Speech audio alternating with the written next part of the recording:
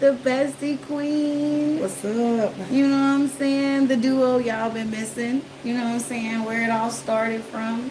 So I guess I might as well make my first interview a reverse. I shall not be interviewing Queen. Upon request, she shall be interviewing me. Now that's kind of funny to me because this channel's about me. I feel like y'all probably know me a little bit. I don't know, but conversations can be had, things can be learned and discussed.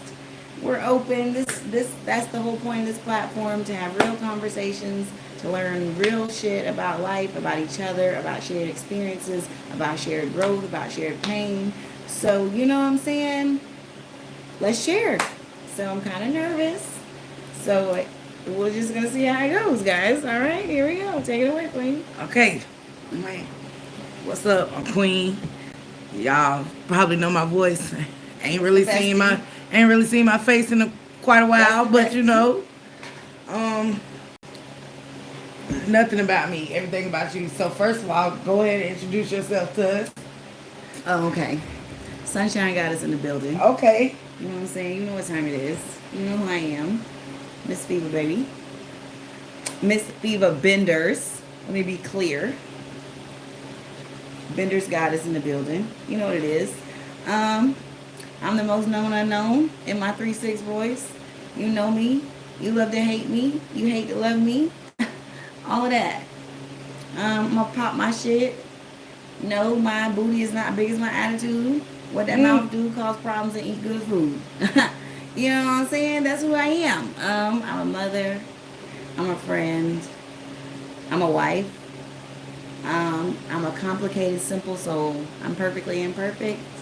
I try every day to be better than I was the day before. I have lived through more than most people in 2 or 3 lifetimes. And I'm here to say I don't like what I've been through, but I'm proud that I survived. I'm proud of the journey. I'm proud of the lessons. I'm proud of the successes and the failures.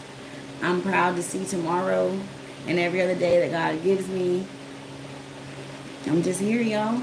I'm just trying to be the best version of me. Sometimes I fuck up. Sometimes I achieve. Sometimes I overachieve. It just depends on the day. How close Saturn is to Venus or some shit like that. You know what I'm saying? Whatever. I don't know. But I'm just living. So Thriving. So I had asked this question to you before privately. I'm gonna ask again. So what do you want to accomplish through your platform? Ooh, okay. I hope to make a place where people feel like they can come have a conversation with an authentic person that's open-minded, that's willing to listen, that's willing to learn, that's willing to humbly disagree or adamantly disagree. Yeah. That's willing to find compromise. Like I said, shared experiences, shared growth, shared hurt. I think community makes the world better.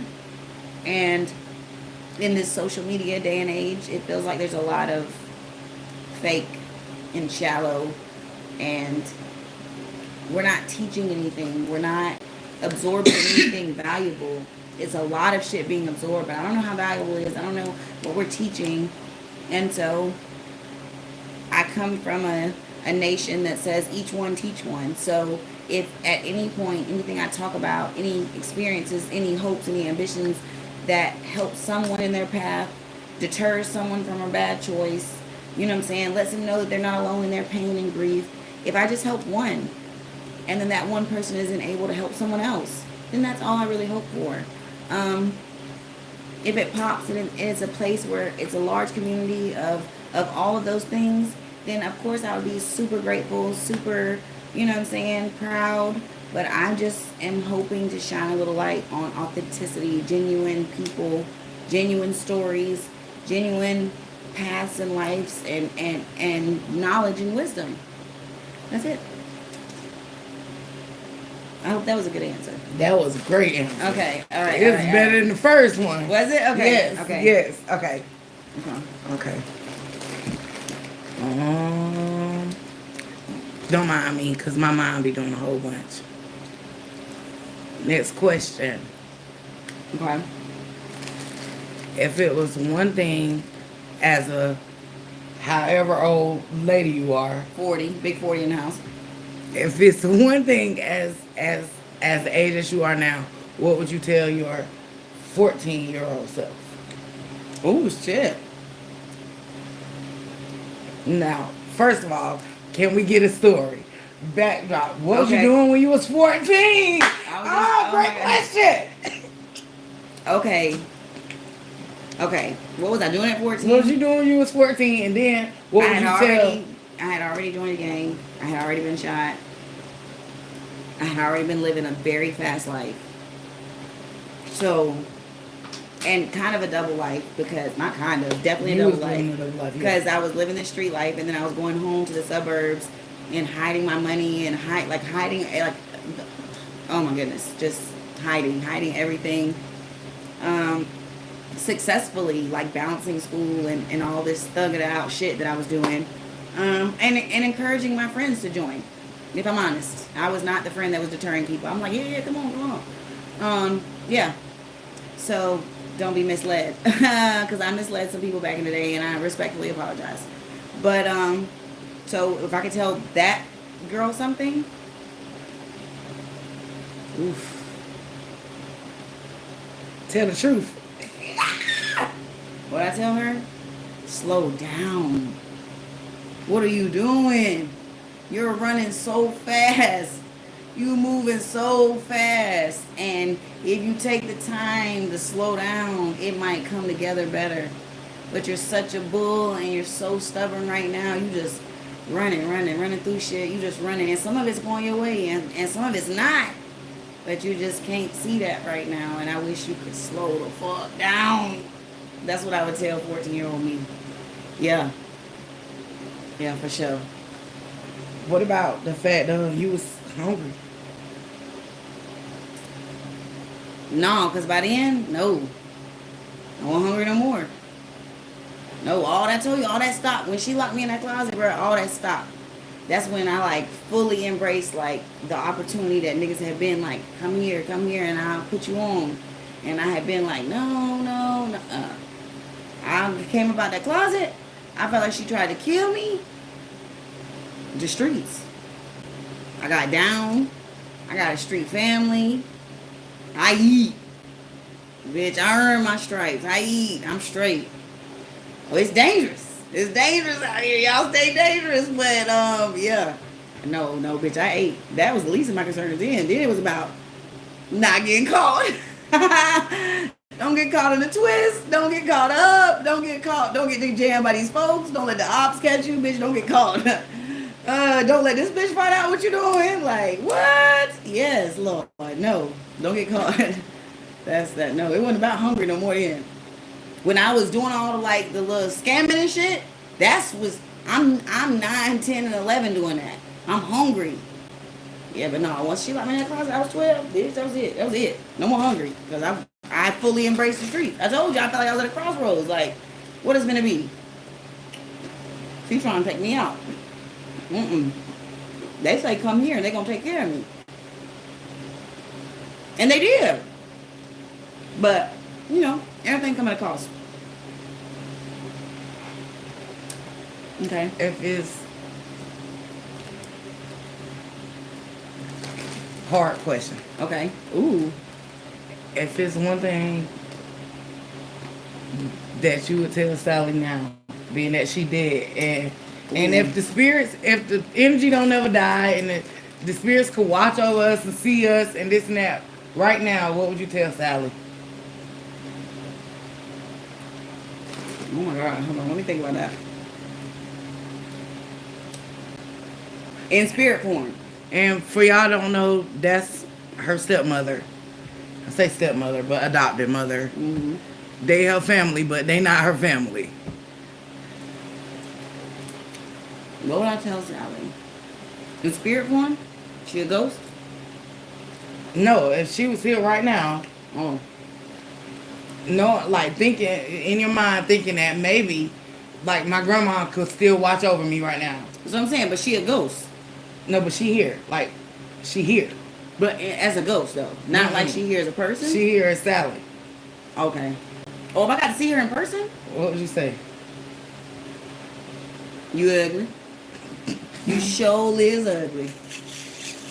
Color purple motherfucker. That's what I tell her. Okay.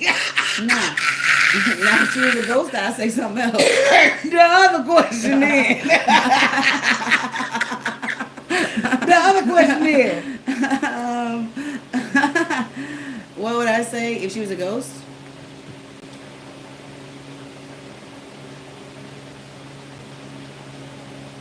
Was it worth it? You didn't break me. You didn't tear me down. So was it worth it to go to your grave without just saying sorry? Without just embracing me as your child? You took legal rights over me. But why not ever embrace me as your child? Because of the color of my skin? Was it worth it? Was it worth it? And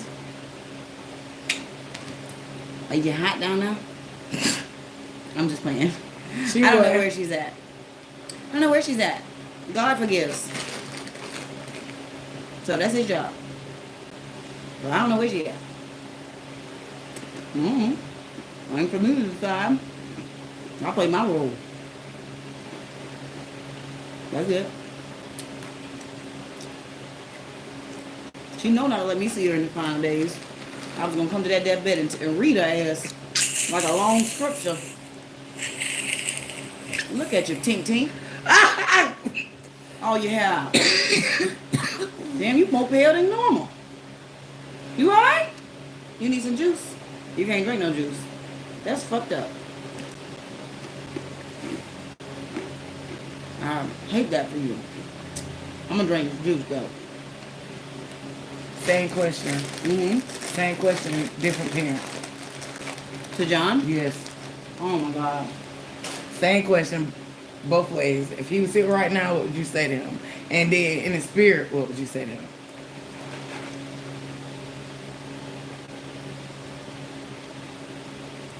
Oh my God. If he was here in person, I would tell my father, your butterfly grew up. Am I still beautiful? Am I still the sparkle in your eye? Did I make you proud? I think about you every day. The love that you gave me and how it saw me through my hardest times. To know that a man that wasn't my father, that didn't make me, withstood all the side eyes and all the mean comments to love me as his own child. Hug me, Daddy. Let's go get ice cream. That's what I would say. In the spirit form,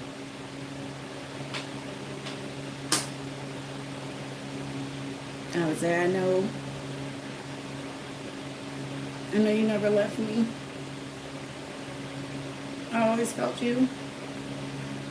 I always knew that I had the love of my father, who didn't birth me, who picked me in an orphanage, a little black baby. And this all the way country southern white man endured so much to take home this black baby. I would tell him, I know you meant your promises to me, because I never felt you leave me in my darkest days. I think about so many things that you taught me. What it really meant to be a man, to really be a father.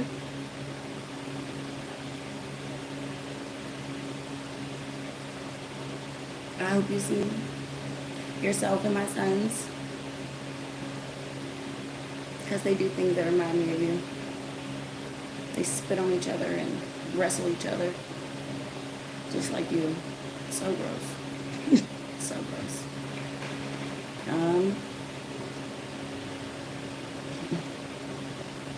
If he was here in person, though, I'd ask him what he gonna do with them sassy ass granddaughters he got. Because you thought I was bad, Daddy. They hell. But yeah, if he was here in person, I'd never let him go. I'd hold on to him so tight just for one day to get to spend with my daddy as a grown woman. Like, you used to hold me down and wrestle me, I'm gonna hold your old ass down. Come here. You was faster than me swimming, but you ain't faster than me now, nigga. Come on. Yeah. Have a good roast session with him. And the kids, he'll love that shit. He'll love that shit. That was one shit talking white man right there. Boy. Always nice to me though, but shit talk to everybody else. Woo, I loved it. And was quick to shoot too. He was saying quick, I shoot you.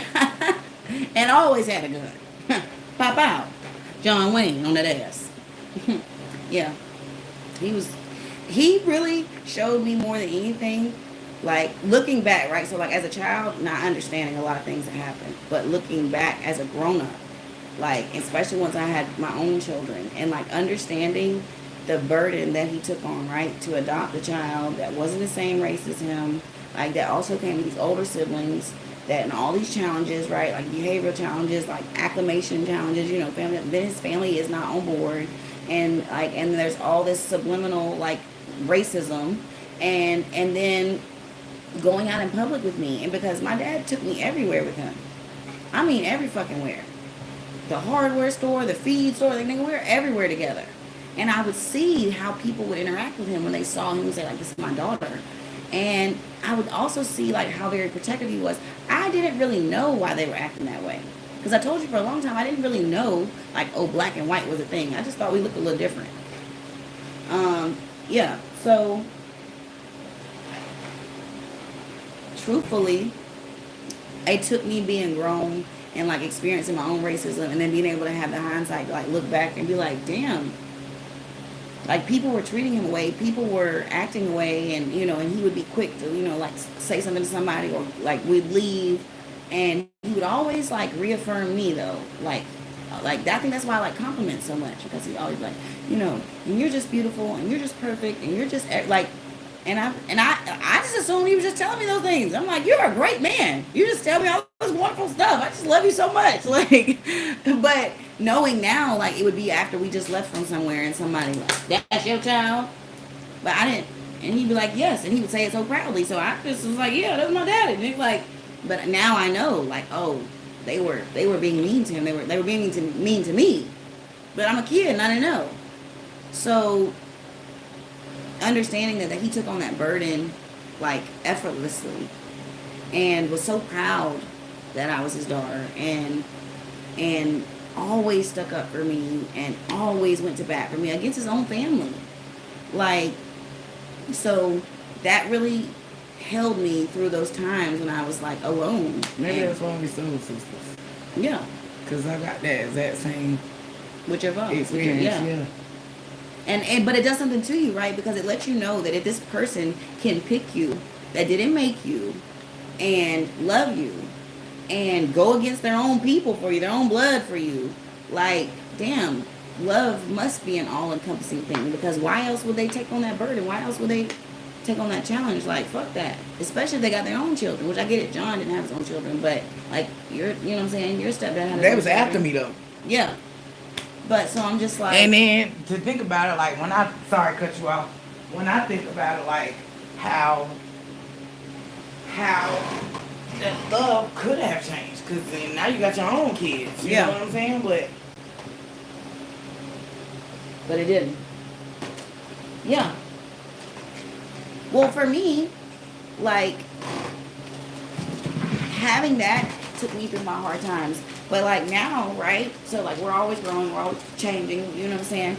So, I had the experience of, like, bad baby daddies, right? That didn't stick to their responsibilities of the children they made. They just absolutely made me really be like, I hate niggas. Like, I hate that niggas make children and don't do right by them. Because, like, the kids didn't ask for this. Like, you don't gotta like me. But you know that, like, this is your child. Yeah. So, like, what are you doing? And it made me, like, really, like, have, like, a fuck baby daddies type shit. But then, like, I got the experience of, like, a man who picked my children, who didn't do anything, like, bad to them, that did, like, choose them and step up for them. And more importantly than what he did, it was watching the impact it had on them. Mm-hmm. And then all of a sudden it came full circle for me, like, John Parsons did that for me. And now Aaron is doing that for my children. Like, he is like taking children who have been hurt by their own fathers, who have been distrusting and like swore off dads, right? To like open up to him, Yeah. and then to love him as their dad, like to turn to him for advice, to come to them when they want something, like, Dad, I want this, you know what I'm saying? To depend on him and his word and the things he says, to genuinely listen to his, like, when he says, like, this is what you should do, this is what you should not do. They're absorbing that shit. And I watched it play out from all different things, from like small things they were saying to large things they were doing, like starting a beading business, or you know what I'm saying, like picking a career, getting actually motivated about getting their license. Like for Danica, like to be able to see her like be so hurt by her own father and then open up and love Aaron. Like, I think that's why, like, this whole time is so difficult, because they're like, well, we love you, but like our mom. Yeah. And I keep telling them, like, I think it will be for good for y'all and good for him that y'all still have this bond, because it is bigger than me. Yeah. It is bigger than me and him. And I don't think that there's anything wrong with that. And yeah, it might be a little sticky and it might be a little awkward, but so what? Because all I can think about is John. And like, how awkward was that for him? To have to go up against his own family, to have to go out in public where people have this jaded perception that this white man has this black child, and he's proudly claiming me and still standing in the fire every day until the day he died. Like, when he was dying, he called for me. He said, where is my little butterfly? I came. But then he started making weird noises, and I'm like, what's going on? And then I ran for help. But it showed me that, like, yeah, it is some fuck ass niggas out here that make children, don't take care of them. And what Toby said, well, you know, if you make a seed and don't take care of it, nigga, what does that make you, a hoe? Male or female, I don't give a fuck. But it also let me have a newfound, like, respect and admiration for dads, biological dads, adopted dads, stepdads, because I'm like, the job isn't easy to be a dad in general, okay? Because, you know, most states are mother's rights, and the mama carries the baby, so she automatically feels bonded to the baby. And, you know, dads just be like, I'm over here. And then, you know, like, we do shit on dad, Father's Day, like, we barely do buy them niggas anything. A tie, a coffee cup, some simple shit. Tool set, like, but watching that my own children, who I thought, well, they don't need a dad because they're untrusting of dads and they don't want that, and you know, literally develop into bigger, better versions of themselves with the love of a dad, helped me to understand that I could be the best mom ever, but they still need a dad. They need that masculine energy that loves them, supports them, protects them, but also is firm on them, that, you know what I'm saying, holds them to an expectation, that, you know, cares for them and is there for them, but will push them. Like, mothers play a certain role, but like, damn, I can personally think about like getting that I love you, or that I'm proud of you, or that, you know, come with me, ride with me from dad, and it meant so much to me. So I can see, okay, that shit is vitally important to my children. Like, and I'm so heartbroken that the niggas who made them didn't do right, but I can't change that. But I'm also so grateful for the fact that, like, there are men who will come in that didn't make them, that will love them, that will hold down the fort, that will build a bigger, better fort. Nigga, like, they will love this child and pour into this child every day, day in and day out, not because they made them, but because they want to be the one to raise them. They want to be the one to love them. They want to be the one to nurture them to adulthood, to be grown-ups, to this be your child.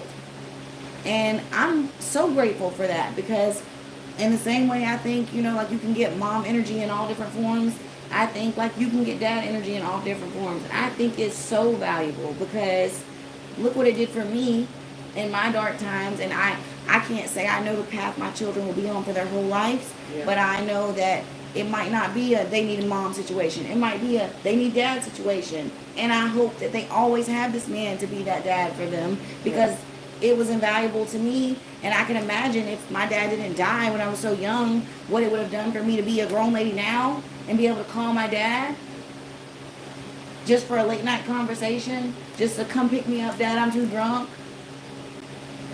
Just Dad come whoop his ass. It been so many times where, as an adult, I wish like I could have just a conversation with my dad. Yeah. This is what's going on, nigga.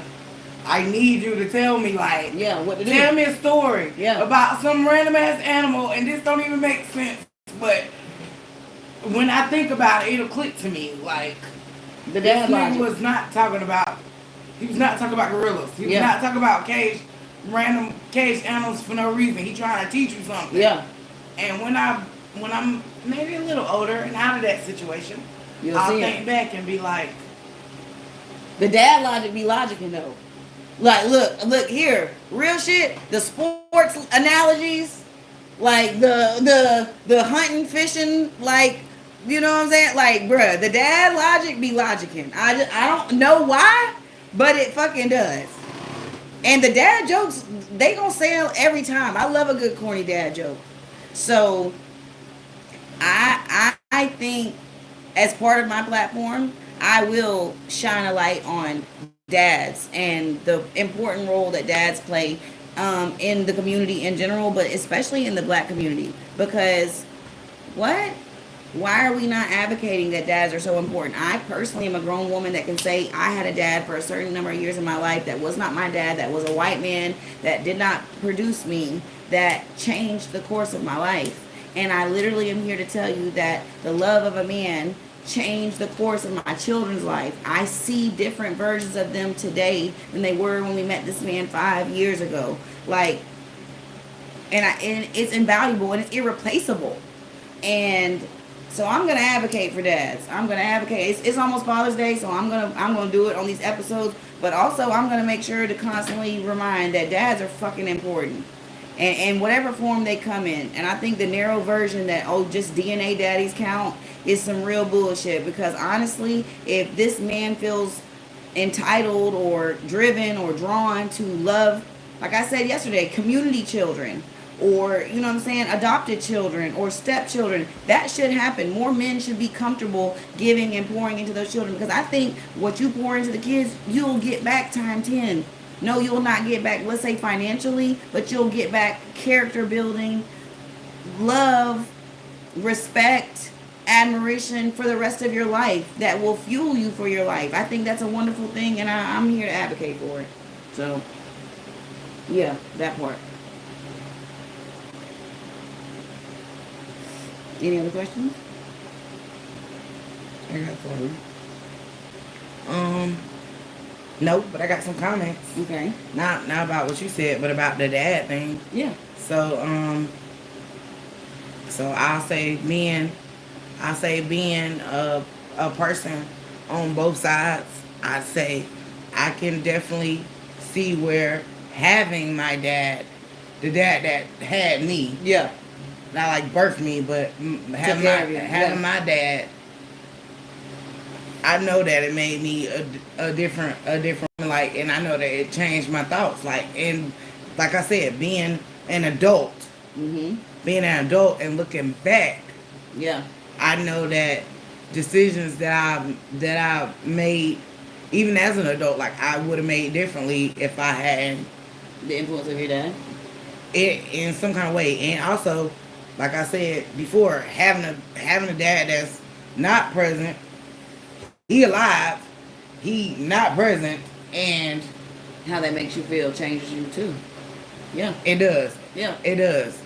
That's part of the reason why I was telling the kids, like, if then I think y'all should.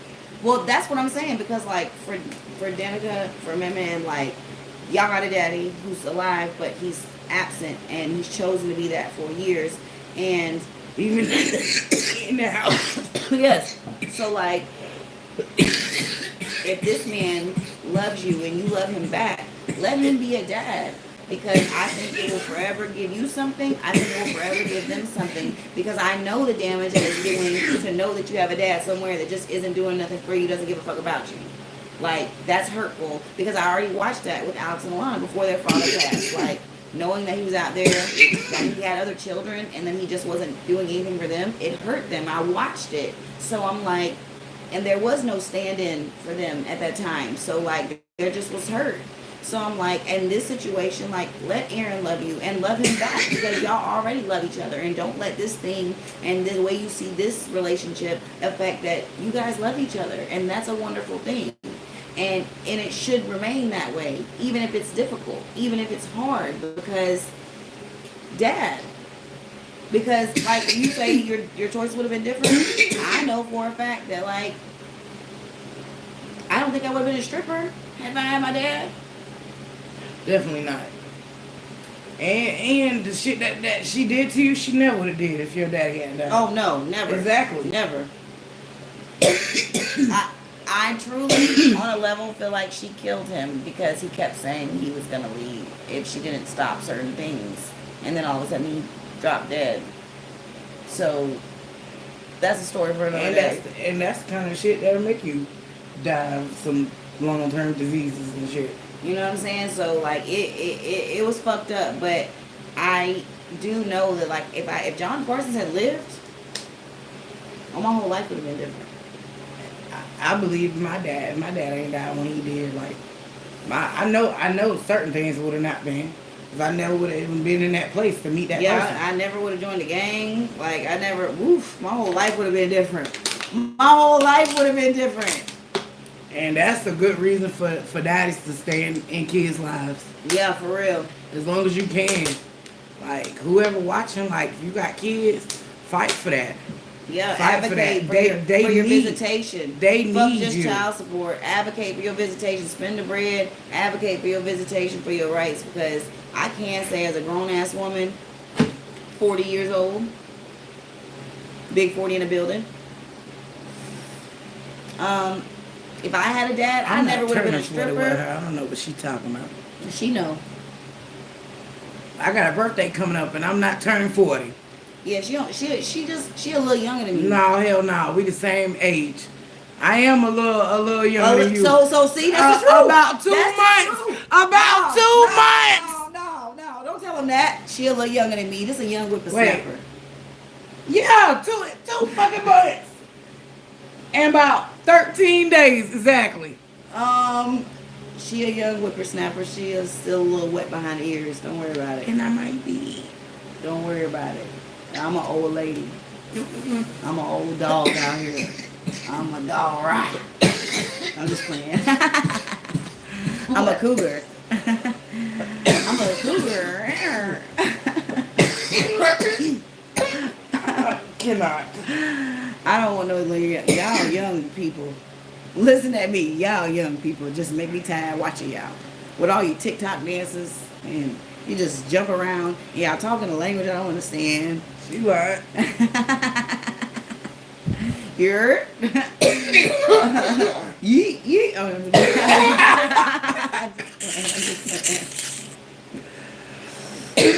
But I do think that, like, I know, like, the abuse alone that I endured would have never happened.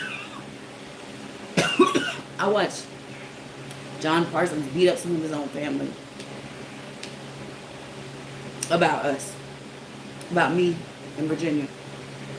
So, no, I know I would have never been abused, so I certainly wouldn't end up in the streets.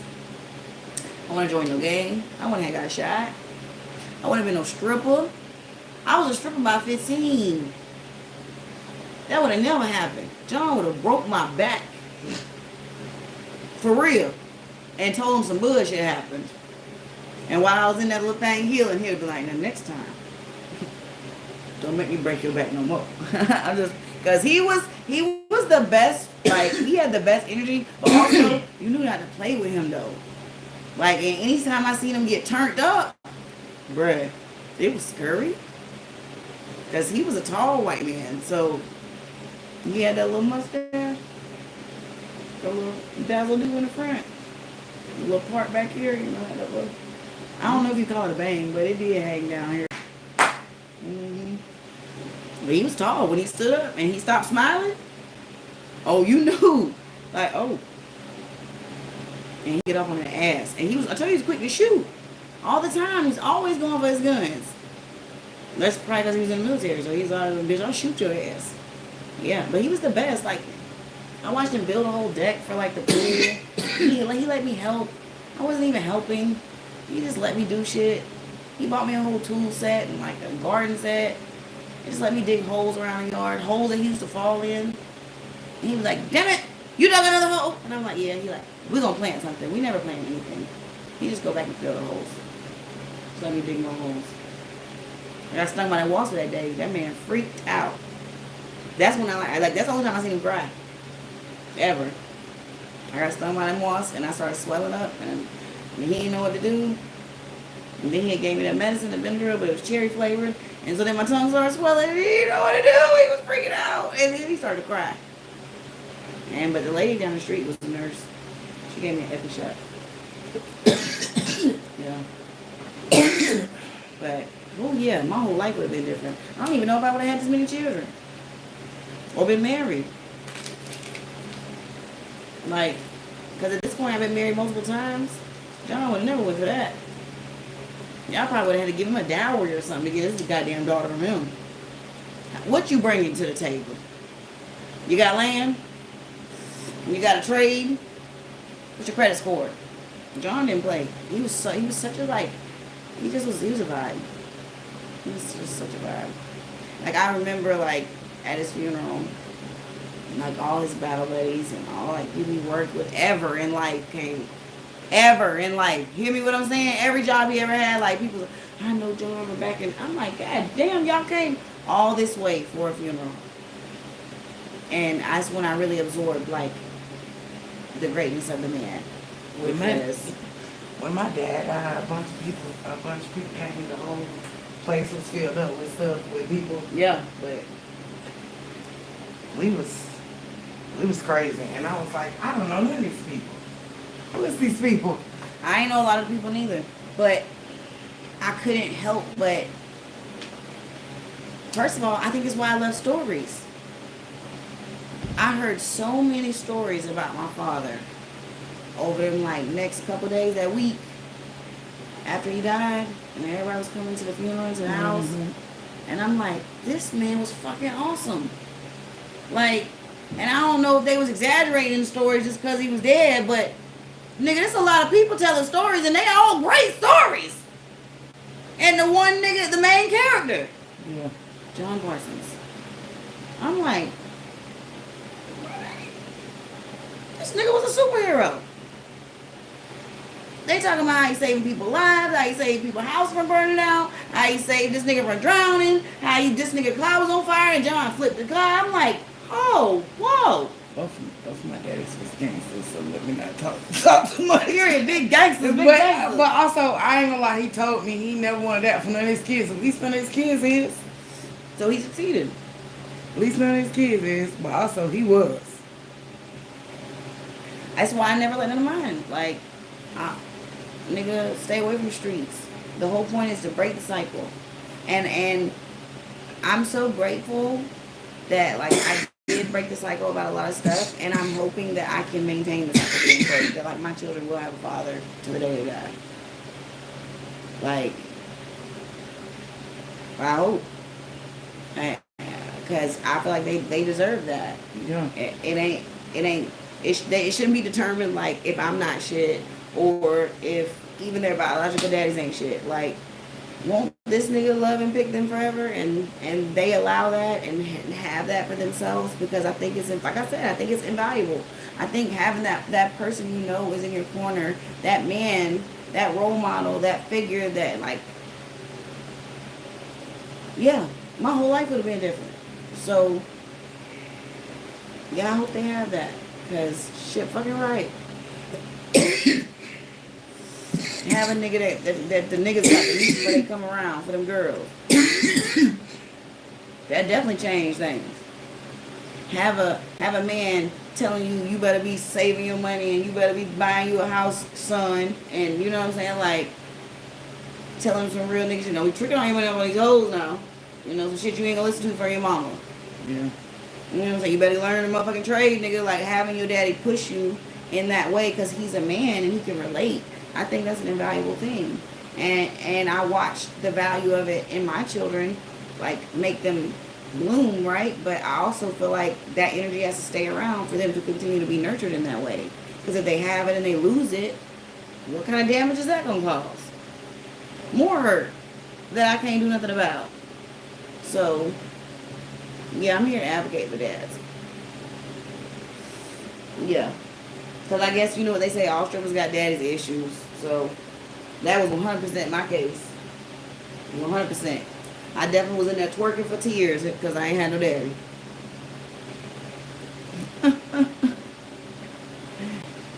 Daddy. That's why y'all want us to call you daddy in the strip club, huh? Yeah. So yeah, I definitely am the stereotype. I had daddy issues and I worked that pole. She had daddy issues, she didn't. She went to church. Yeah, after a long time of just being mean. If we gonna tell the truth. She still went to church. I did go to church. It was definitely after over 23 years of me being very mean. Very mean. I ain't go. I was forced into church. When I got out into my grown-up life, I ain't go. She learned how to work the pole and the pole. That's it. I was forced into going to church. When I got grown, I went back. That's wonderful. I ain't going back. Take me to the river. You feel me? That's about as close as they gonna get me. We the church. You the church. Yeah. I know too. Yeah. And that's all, and that's what matters. So, I'm talking about they not getting me back in that building with them stale smells up in there. I'm not going. Not to get baptized? Nope. You heard I just take me to. Oh, baptized in the river. Okay. That's the only way they gonna catch me. But now I'm telling you, let me see a line of people get in the water and I'm going. I just want you to know. Immediately. And I don't care what I got on. Dip me. I've been waiting on this. Okay. But they better not hold me under too long. Because I'm going to come up crazy. You tried it. I think I want to get baptized again. Do you? Yeah. I ain't never because the first time I was baptized as a child. But when I got grown, like I said, I chose. Oh, they probably did when I was a kid or something. I chose. But I know that I messed it up. Now I'm not saying it ain't working. Wait, I'm just saying I know I messed it up. Yeah, I messed it up because like when you dip, then you clean and you come up and you don't got no sins on you. Like none, not the mental stuff, and you feel great. Like for about 3 days. But hold on, but then how you mess it up? Because you let go. When you then what's the point of doing it? You bound to sin again. That's why they had a confessional, where you could tell. I've been being mad. Tell me what you need. 5 Hail Marys? And I make some cookies for the neighbor? You know how it goes. What's the point then? I just thought it would be fun. If they singing Negro spirituals on the way to the river, that's a visual I need for the rest of my life. When I'm old, it go like, take me to the water. Whatever they saying. Cleanse me, Jesus. I don't give a fuck. As long as it sounds like some old nigga shit. And everybody singing, I'm going to ask what's the repeating words. There we go. Say it. No, I can't. Say it. Say it. Say it. Say it for me. They don't sing Take Me to the River, Dip Me in the Water? Well, I'm not going there. I thought that's the song they was singing. Go take me to the water, take me to the water, take me to the water, be baptized. So none of them sing, take me to the river, dip me in the water. Some of them might. Well, that's the one I'm getting. Well, the ones the baptisms I've been to. Or the ones where they real African. They be shaking shit and blah, blah, blah, and like calling the spirits. I get in that one too. Because that feel like some real shit that we might touch Africa from here. Like, you know what I'm saying? When they dip you, we might see like our African warrior version. Like, you know, because they reckon say you go on a fucking a vision. Shit, you go out in the woods, that's how you'll know. So maybe with them African ones I done seen. Hey, that might be partially right, because you disconnect from this world when you go underneath that water, and then you just take that breath and you open your eyes and maybe you see your African self. I ain't gonna lie, I felt great, like strong. I feel like it's gonna like Super Saiyan mode me. And then I burnt out. No, I don't want to burn out. But I feel like getting like baptized in the river, like it's really because you know, I don't know, like when do you feel guilty after you get baptized when you do bad stuff? I felt guilty before I got baptized when I did bad stuff. See, I don't be feeling guilty. I feel like I made a choice. Life is a series of choices. I make the choice and then I don't feel bad about it. I do. Unless I know afterward I made the wrong choice. It could be the right choice, and I still drive myself crazy. Why? Oh, I'm like, well, that's what I did. That's what I chose. I thought I was making the right choice. Fuck it. I said what I said. I did right. It's because it's never a minute. Like, even if I disagree, I'll just be like, fuck it. Like hindsight. When I look back at something, I'm like, I thought I was making the right choice, but I didn't. Fuck it. That's I gotta take that shit on the chin and take it. Like it's an L. That's what I said. But like, I don't feel bad about it. Like I don't feel guilty. I'm like, fuck it. I did what I did. I said what I said. Like I did that thing. Now if I did it and it turned out great, I'm like, bet I did that. But if I did it, or like say some shit like for pleasure, and I'm like, oh, maybe, I did what I did. Like, yeah, maybe it was petty. Yeah, maybe it was immature. Yeah, maybe it was reckless. Like, but if it was just some shit, I'm like, fuck it, I'm just trying to have a good time. I'm just trying to like, yeah, nigga, no, I don't feel guilty. I don't feel guilty. The only time I feel guilty is when I know I unintentionally harmed somebody that I was not trying to harm. Like physically or emotionally, like some shit like that. When I like if say I be talking shit today, and then I was like, she thought I was talking about her, and she's like, oh, I'm like, girl, talking to her. I feel bad about that. Because, you know, when they say casualty of war, type shit like that, you know, you're an unintended victim. So like when I bump into a kid and I'm walking too fast, I'm so sorry, I do feel bad about that.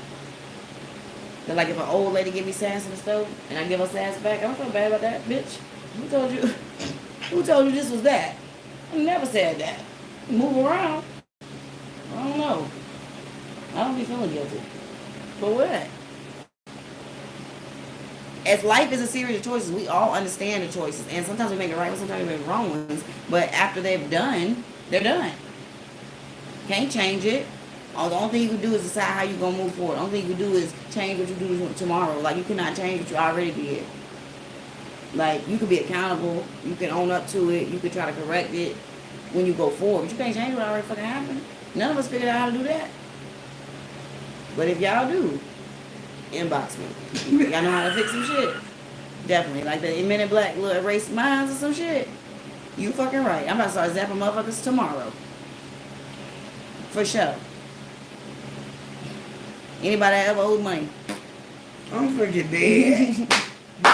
I'm about to go straight to the dealership. That's my Range Rover. They gonna just hand me the keys. Stop playing with me. Range Rover. That's what I want, y'all. I put that on my vision board. I want a fucking Range Rover. Real bad. Alright. So I guess that's the end of the interview, guys. This was quite interesting. Happy Father's Day. Hope y'all learned something new about, your hostess. Maybe you did. Maybe you didn't. I don't know. But, yeah, this was fun.